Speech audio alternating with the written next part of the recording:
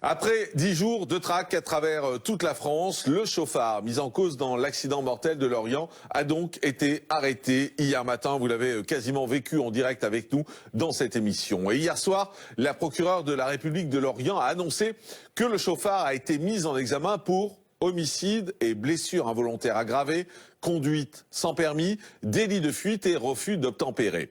Le gérant de l'hôtel où il résidait l'a reconnu et a prévenu les forces de l'ordre au moment de son interpellation. Le jeune homme n'était pas armé et n'a opposé aucune résistance. Kylian, 20 ans, était en fuite depuis qu'il a percuté en voiture deux jeunes enfants de 10 et 7 ans. C'était dimanche 9 juin, en fin d'après-midi.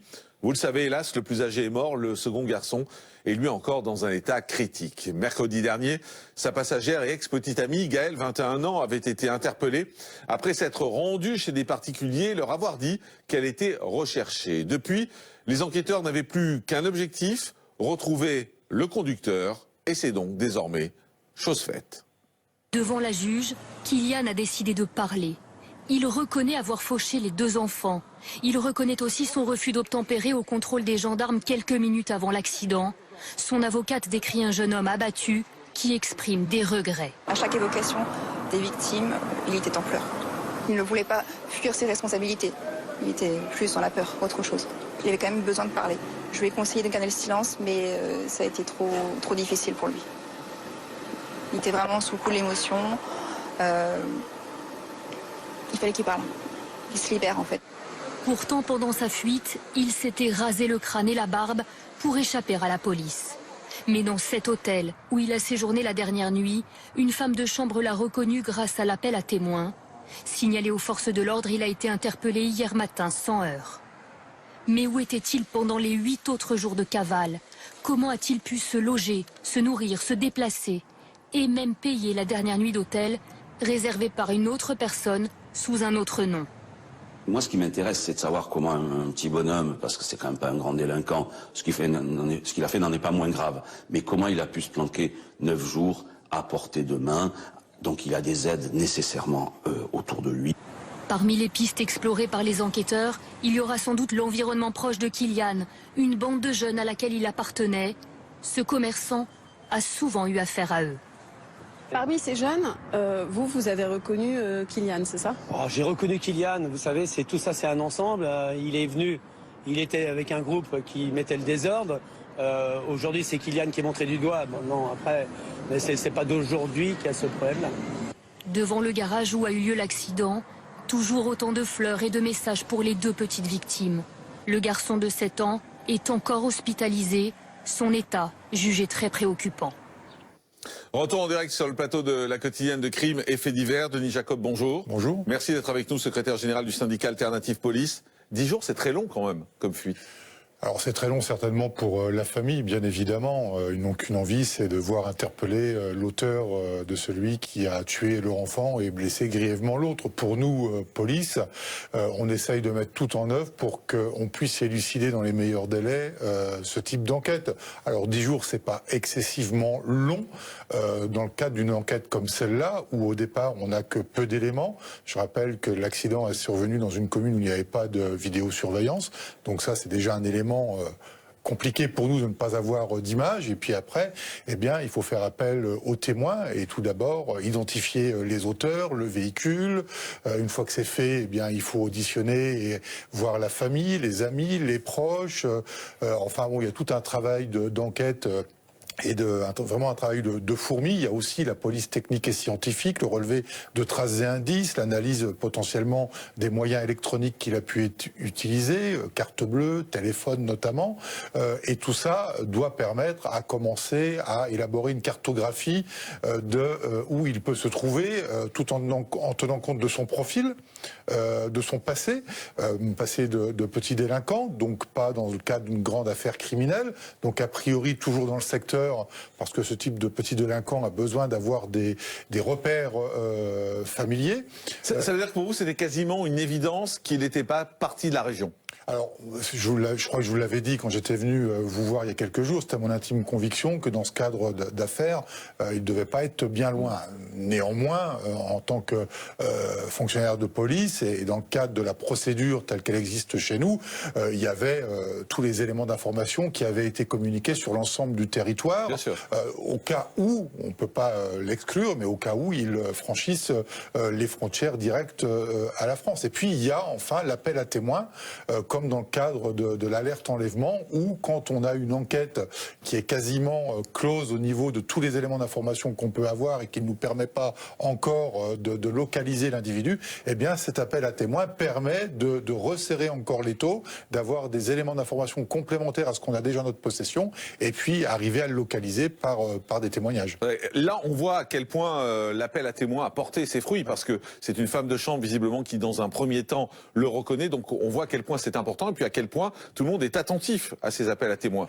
Oui, alors ça, il faut saluer bien évidemment le civisme de la population qui nous aide dans ce type d'affaires malheureuses. Je ne sais pas si ça serait le cas pour n'importe quel type d'affaires, mais là, on a touché aussi, alors je vais être un peu brut, mais à la corde sensible. Bien sûr. Un enfant tué, je minimise pas tous les drames, mais c'est pas pareil qu'un adulte tué. Donc il y a une corde de sensibilité, d'émotion, qui fait que les gens peuvent se sentir concernés parce qu'ils ont eux-mêmes des enfants en bas âge et donc se sentent tout de suite impliqués dans le cadre d'une affaire comme celle-là. Et donc, alors, on a eu beaucoup d'appels, on a eu des centaines d'appels, certains les plus farfelus que les autres, mais on a été obligés, enfin mes collègues, je salue aussi leur travail, parce que c'est vraiment un travail de fourmi, je le disais, chaque appel téléphonique est épluché, aussi farfelu soit-il, pour voir si on peut effectivement en tenir compte ou pas dans le cadre de l'enquête. Alors la question est de savoir maintenant s'il y a eu des complicités, justement. C'est Kylian a bénéficié de complicité pendant sa fuite. Plusieurs éléments semblent prouver que oui. Tout d'abord, la chambre d'hôtel aurait été payée par une personne extérieure, mais il y a également un témoignage diffusé ce matin par nos confrères de BFM TV, un témoignage dans lequel une personne affirme avoir vu Kylian en compagnie d'un autre homme. Comment il était hier soir? Il n'était pas seul, il était avec un collègue, assez méfiant, mais lui, pas du tout. C'est-à-dire comment il était méfiant? Il regardait souvent derrière lui, mais sinon, lui, non. Il ne se cachait pas vraiment si vous les avez vus? Pas vraiment, non. Et donc hier soir, ça c'était vers quelle heure à peu près? Hier soir, donc vers 19h, 19h30. Après, je suis ressorti fumer, et genre vers 21h. Et vous les avez revus à ce moment-là? Juste le collègue, pas lui. Il était tout rasé, non, c'est ça? Oui. Oui, son collègue, non. Un peu bouclé les cheveux. En ayant vu la vidéo de recherche après coup, oui, je l'ai formellement reconnu, quoi. J'ai pas fait le rapprochement. En fait, je vois tellement de visages dans la journée que vraiment. Mais là, ça a fait tilt après coup. Voilà, ça fait tilt après coup. En tout cas, il n'était pas seul. Denis Jacob, même si on n'a pas tous les détails, mais pour vous, ça vous semble quasiment évident qu'il y avait quelqu'un qui l'aidait? C'est compliqué de rester seul quand même. Alors c'est compliqué pour moi surtout de vous répondre. Vous comprendrez bien que là on est dans une situation où il a été interpellé, on va avoir l'après enquête il va être auditionné, il va être présenté à un juge, il va faire l'objet d'interrogations et on va essayer de déterminer quel a été tout son parcours pendant ces 10 jours. C'est vrai qu'à brûle-pourpoint, comme ça, disparaître de la nature, petit délinquant comme il est, sans avoir, prémédité son acte, parce que je rappelle que c'est un homicide involontaire, notamment. Donc, il n'y a rien de préparé. Donc, forcément, disparaître comme ça pendant 10 jours, on peut penser qu'il y a effectivement eu des personnes qui l'ont aidé, ne serait-ce que pour lui donner à manger, voire peut-être pour l'héberger. Est-ce que ces personnes risquent quelque chose?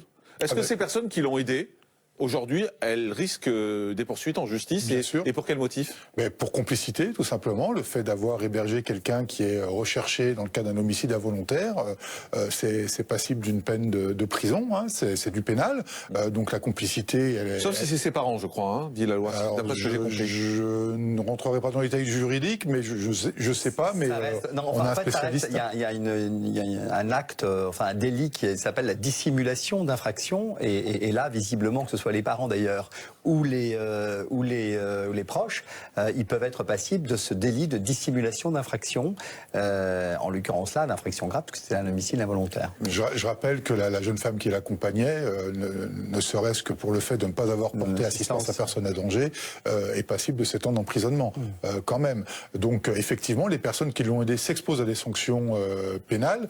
On verra comment évolue l'enquête. Et puis, il faudrait quoi, qu'elles se dénoncent aujourd'hui, ces personnes? Il faudrait qu'elles aillent à la police en disant je l'ai aidé? Très honnêtement, au vu de ce qui s'est passé, des familles qui sont dans l'interrogation permanente de savoir pourquoi, comment, je pense qu'il faut savoir être responsable. Il y a des personnes qui ont peut-être aidé, elles doivent se dénoncer. Mais enfin, vous savez, on est quand même dans un réseau de délinquance visiblement assez récurrent de ce personnage. Donc visiblement, son entourage semble être le cas aussi. On parlait d'une bande de copains.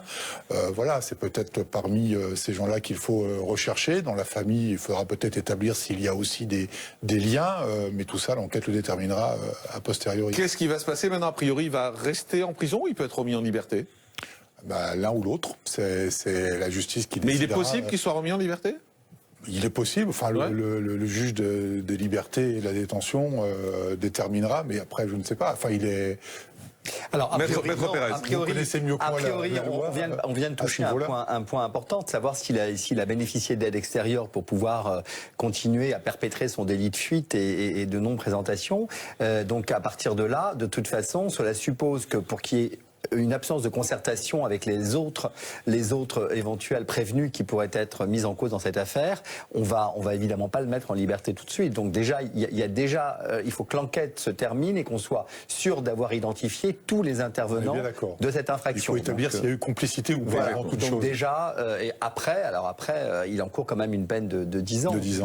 Pour un homicide involontaire aggravé avec on va dire une quadruple aggravation, puisqu'il y a un certain nombre d'autres délits, délit de fuite, enfin voilà, il y a beaucoup de choses. Une accumulation d'infractions. Ouais.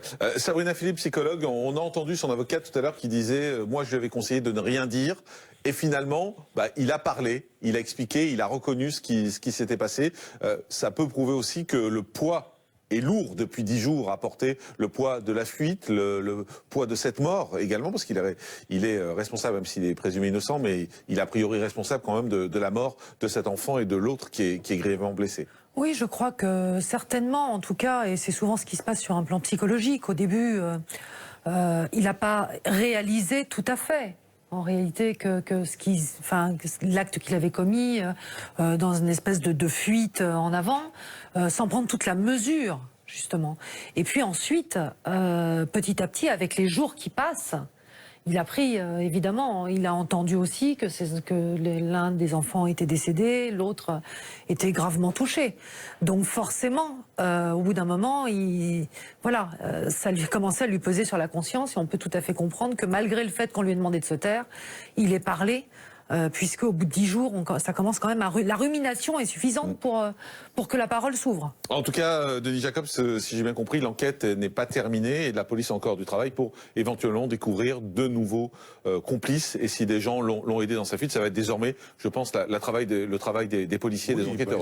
Ils ont déjà commencé, et puis bien évidemment, il va falloir établir très clairement, jour par jour, le parcours qu'il a pu avoir, les personnes qu'il a pu rencontrer, et vous le disiez très justement, établir potentiellement les complicités qu'il y a pu y avoir. Oui, parce qu'après, priori, n'est arrivé dans cet hôtel que 24 heures plus tôt, donc ce qui voudrait dire qu'il était forcément ailleurs avant. Il y a des incohérences dans ce dossier. Enfin bon, la jeune femme qui aurait passé trois nuits dans la forêt sans avoir aucune trace de salissure, bon voilà, on peut s'interroger aussi sur les propos qu'elle a pu tenir. Je rappelle que, enfin c'est le procureur qui l'a dit, qu'elle a eu des propos incohérents sur le laps de temps, sur les 3 jours où elle était avec et sans lui au début de cette affaire. Merci beaucoup, Denis Jacobs, d'avoir été avec nous, secrétaire général du syndicat Alternative Police.